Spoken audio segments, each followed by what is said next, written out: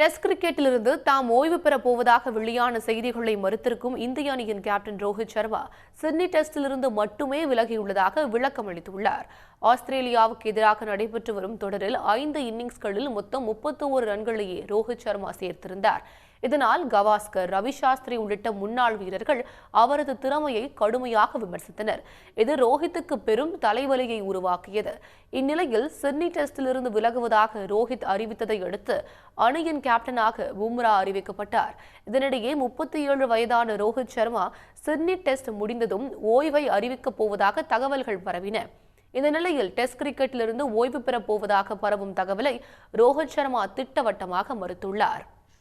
தற்போதைய சூழலில் தன்னால் ரன் சேர்க்க முடியவில்லை, ஆனால் அடுத்த 5 மாதங்களுக்கு இதே திறமையுடனே இருப்பேன் என கூற முடியாது என்று ரோஹித் சர்மா தெரிவித்துள்ளார்.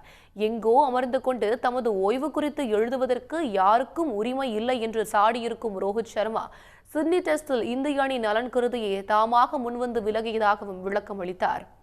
சக வீரர்களும் பயிற்சியாளர்களும் தமக்கு ஆதரவாகவே இருப்பதாகவும் ரோஹித் சர்மா கூறியுள்ளார். உடனுக்குடன் செய்திகளை தெரிந்து கொள்ள சன் நியூஸ் பெல் ஐகானை கிளிக் பண்ணுங்க.